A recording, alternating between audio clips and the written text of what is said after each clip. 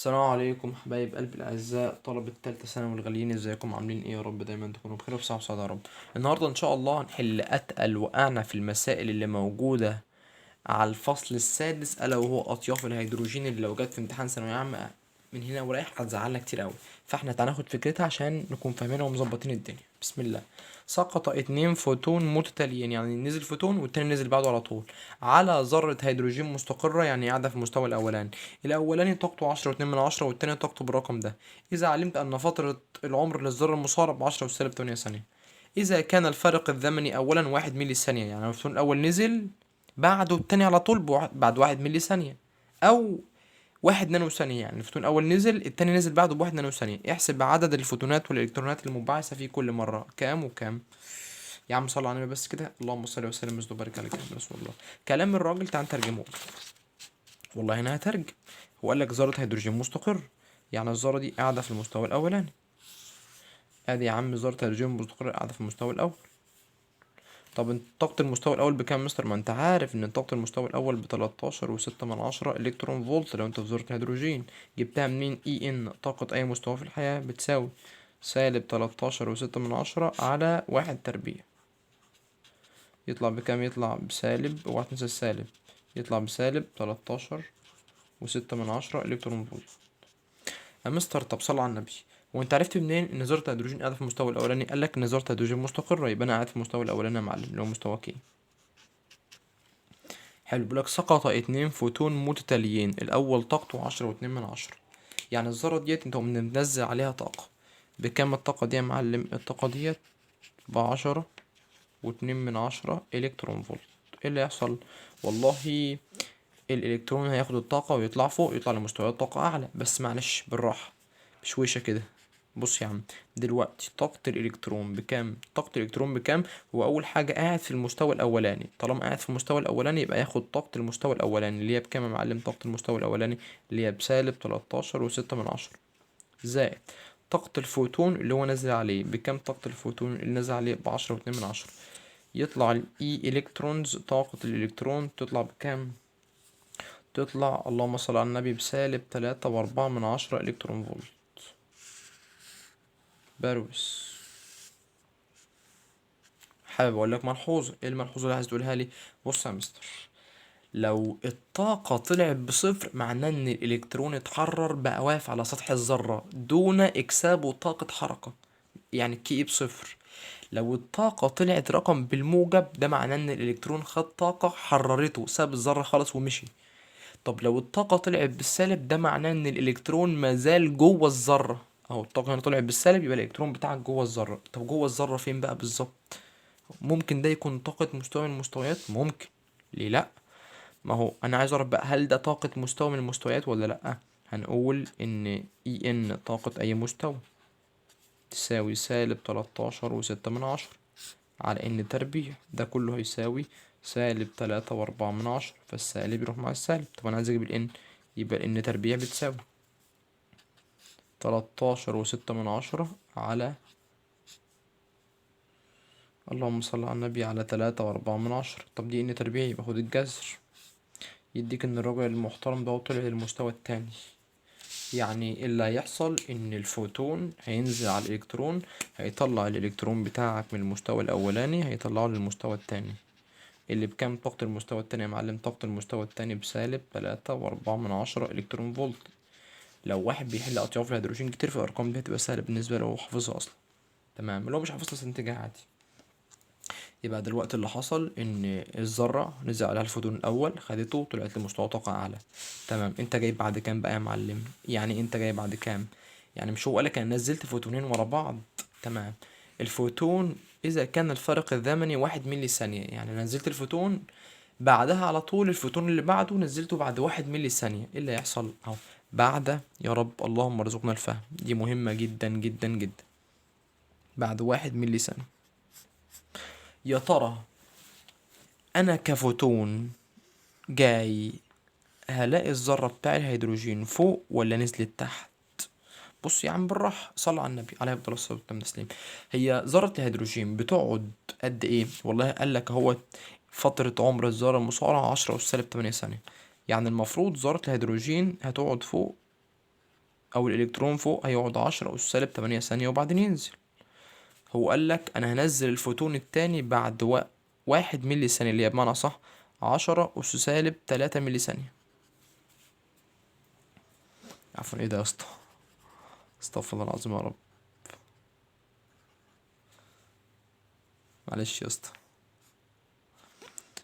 قالك انا هنزل الفوتون بعد 10 أس -3 ملي ثانية. مين اكبر، ال10 أس -3 ولا ال10 أس-8؟ يا مستر ده ال10 أس-3 أكبر بمليار مرة من ال10 أس-8.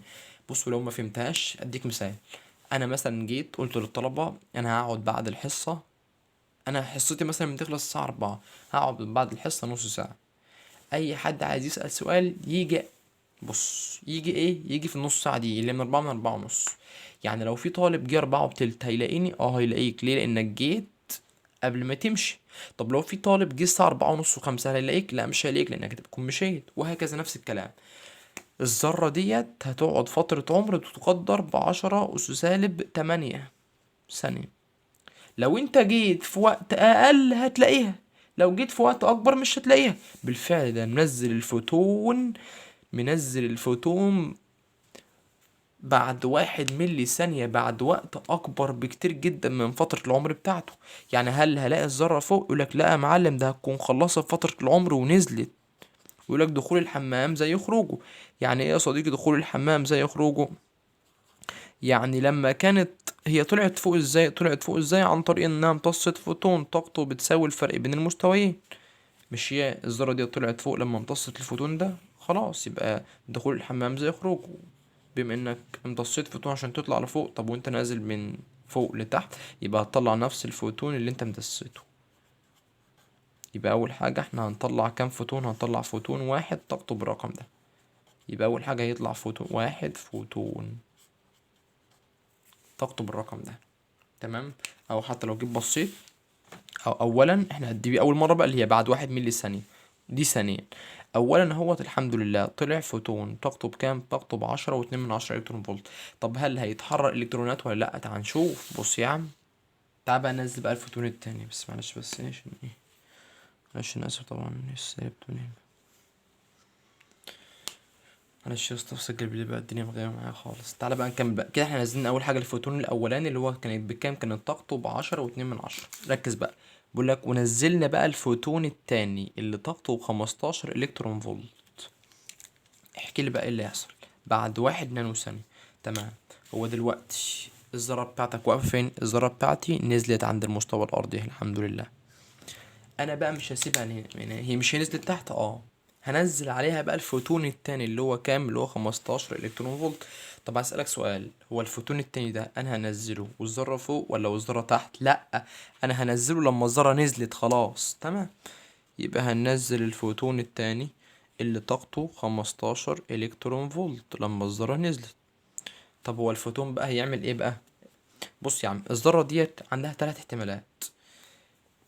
يا اما تمتص طاقة الفوتون وطاقتها بتساوي صفر، يبقى ده معناه ان الالكترون بتاعك اتحرر بقى واقف على سطح الذرة بس مش معاه طاقة حركة. يا اما الذرة تمتص الفوتون وتطلع الطاقة بتاع الذرة بالسالب، ده معناه ان لسه الالكترون بتاعك جوه سطح الذرة. يا اما الذرة تمتص الطاقة ديت وتطلع رقم بالموجب. يعني ايه؟ يعني الالكترون بتاعك ساب الذرة اصلا ومشي. بالراحة، صلى على النبي عليه افضل الصلاة وتم التسليم. احكي لي بقى بعد واحد، احنا لحد الان بعد 1 ملي ثانية دلوقتي طاقة الإلكترون بكام؟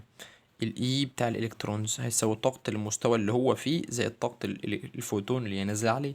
طاقة المستوى اللي هو فيه المستوى الأولاني -13.6 زائد طاقة الفوتون اللي نازل عليه اللي هو 15، يطلع إي طاقة الإلكترون يطلع بكام؟ 15 ناقص 13.6 يطلع ب1.4 إلكترون فولت. يبقى تحرر الإلكترونات، تحرر الإلكترونات. الرقم ده مش طلع بالموجب؟ يعني ايه الرقم ده طلع بالموجب؟ يعني الالكترون بتاعك اتحرر وساب سطح الذرة خالص. يعني دلوقتي تحرر الكترون وطاقته بكام؟ ب1.4 الكترون فولت. يبقى دي في اول حالة اللي هي بعد ايه؟ اللي هي بعد 1 ملي ثانية. تمام. اهو. يبقى بعد وقت اتحرر الكترون طاقته ب1.4 الكترون فولت، واتحرر فوتون طاقته بكام؟ ب10.2 الكترون فولت.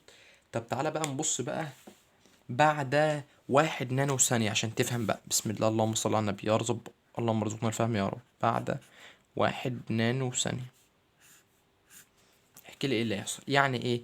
يعني مش احنا قلنا لسه، مش الراجل لسه قال من شوية ان فترة العمر كانت تقدر ب10 أس 8 ثانية بالظبط اهو. دلوقتي هي الذرة كانت فين؟ الذرة كانت فوق. هو مرة هيجيلك بعد 1 ملي ثانية، ومرة هيجيلك بعد 1 نانو ثانية. تمام. سيبك بقى من الفوتون الأولاني، سيبك منه، احنا هنتكلم بقى على التاني دايما. هي الذرة كانت فوق اهي. صلى على النبي عليه أفضل الصلاة والتسليم. ده المستوى الأول اللي طاقته -13.6 إلكترون فولت، وده المستوى التاني اللي طاقته -3.4 إلكترون فولت. حلو حلو. ما تصلي على النبي. فترة العمر بتاع الذرة 10 أس -8 ثانية. الفترة اللي المستوى ده هيقعد فيها هيقعد كام؟ يقعد 10 أس -9، اللي هي بعد 1 نانو ثانية. مين أكبر من التاني؟ وكأني بقول لك بص أنا هستناك نص ساعة في المكتب، أنا بقى جيت قبل ربع ساعة، هل هلاقيك يا مستر؟ هتلاقيني، لأن أنا قلت لك هستناك نص ساعة، أنت جيت قبل الميعاد أصلا ما يخلص بربع ساعة، فهتلاقيني. بالظبط هنا اللي حصل نفس الكلام. إيه اللي حصل؟ والله الذرة دي هتقعد 10 أس -8 ثانية. طب أنا جيت بعد وقت اقل من 10 أس -8 ثانية، لان اصلا لو جيت تقارن 10 أس-8 ب10 أس-9 هتلاقي 10 أس-8 اكبر بكتير من 10 أس-9. يبقى انت جيت بعد وقت اقل من الوقت اللي انا حددتهولك. هل هتلاقي الذرة بتاعتك فوق ولا نزلت؟ لا، هلاقيها فوق. يبقى الحمد لله انا بنزل فوتون على الذرة وهي فوق. الفوتون ده بكام يا معلم؟ طاقته 15 الكترون فولت. تعرف تقول لي كام فوتون هيتحرر وكام الكترون؟ دلوقتي اول حاجه مفيش فوتونات هتتحرر. هو الفوتون ده بيتحرر امتى؟ عند انتقال الذره. لا ثواني بس، يعني خلينا بس ايه معاك واحده واحده. الالكترون ده هيعمل ايه في الذره دي؟ والله بص، اغلب الاراء بتقول ان الالكترون هيعمل انبعاث مستحث، فيستحث الذره دي عن النزول من مستوى طاقه اعلى لمستوى طاقه اقل، كما خدناه في الليزر. لا يا حبيب قلبي، مش هيعمل انبعاث مستحث. ليه؟ هو انت مفكر الطاقه بين المستويين متساويه؟ يعني انت عايز تقول ايه؟ يعني اما ايه يعني؟ سيبك يا عم، كأني مش منزله من فوق اهو، انا منزل اهي. منزل على الذره دي فوتون طاقته بتساوي 15 الكترون فولت. هيعمل ايه؟ عندك 3 احتمالات. يا اما الذره تمتص الفوتون تطلع لمستوى طاقه اعلى، او تسيب الذره خالص، او يعمل لها انبعاث مستحث. اول حاجه مش هيعمل انبعاث مستحث. ليه؟ لان اول حاجه الطاقه دي لا تساوي الفرق بين المستويين، كما ان الفروق بين المستويات الطاقة غير متساوية. فالفوتون ده اول حاجة، او مش هيعمل للذرة دي انبعاث مستحث. او ممكن يطلعها لمستويات طاقة عالية، صح، ممكن يطلعها لمستويات طاقة عالية، او ممكن الذرة تاخد طاقة تطلع بيها بره الذرة، يطلع الالكترون بيها بره الذرة خالص، يبقى الالكترون حر. طب انا عايز اعرف وايه اللي هيحصل بقى دلوقتي. دلوقتي بما ان الذرة دي مش هتنزل تحت، يبقى مش هتخرج فوتون، يبقى في الحالة التانية مفيش فوتونات هتطلع. طب هل في الكترونات هيطلع؟ في الكترونات هيطلع. يبقى دلوقتي طاقة الالكترون بكام؟ اهي طاقة الالكترون بكام؟ هتساوي طاقة المستوى اللي انا قاعد فيه، اللي هو -3.4 زائد طاقة الفوتون اللي انت منزله يا معلم، اللي هو 15. الحق الحق الحق، هيطلع ان طاقة الالكترون بالموجب 13.6 الكترون فولت. وانا كنت منزل 15 ناقص 3.4. هو 15 ناقص 3 يديك كام؟ يديك 12 عفوا. 15 ناقص 3 يديك 12 ولا لا؟ يا اسطى استغفر الله العظيم يا رب. مش بقول لك ده نتيجة ان احنا بنسجل بالليل؟ استغفر الله العظيم يا رب. بص يا عم صل على النبي، هنشتغل بنظام خالتي دادا. اعمل يا اسطى ده كله على الآلة. يا عم استنى يا عم، بص صل على النبي. ال15 هناخد منها 3.4، هيبقى لك كام؟ هيبقى لك 11.6 الكترون فولت. سبحان الله، يعني حل المسألة دي كلها صح في الآخر غلطة رياضة. سبحان الله. وألف ب ت يعني رياضة. أقول لك إيه بس، معلش يا اسطى معلش، الواحد بيسجل بالليل معلش. معناه إيه بقى إن الطاقة دي طلعت بالموجب؟ أهو طاقة الإلكترون طلع بالموجب، يبقى ده معناه إن في إلكترون تحرر من الذرة. يبقى في الحالة الأولانية اللي هي بعد 1 ملي ثانية، عندك كم عدد الإلكترونات؟ كان عندك إلكترون أهو، كان طاقته بكام؟ كان طاقته ب1.4، طاقته ب1.4 إلكترون فولت. واتحرر برضه فوتون بي اتش، كان طاقته بكام يا معلم؟ كان طاقته ب10.2 إلكترون فولت. طب بعد 1 نانو ثانية كم عدد الإلكترونات المتحررة؟ إلكترون واحد برضه، كان طاقته بكام يا معلم؟ ب11.6 إلكترون فولت. طب كم عدد الفوتونات المتحررة؟ مفيش.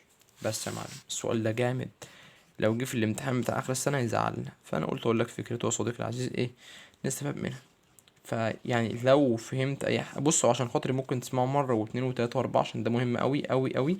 وعشان خاطري لو فهمت أي حاجة ما تستجلفش إنك تدعيلي دعوة عشان أنزلك فيديوهات زي دي كتير يا صديقي العزيز. بس يا صديقي دمتم موفقين وأقرب مني إلى الله. يا ربنا يكبر بخاطركم يا رب ويحقق أحلامكم وأشوفكم في أحسن الأماكن. السلام عليكم ورحمة الله وبركاته.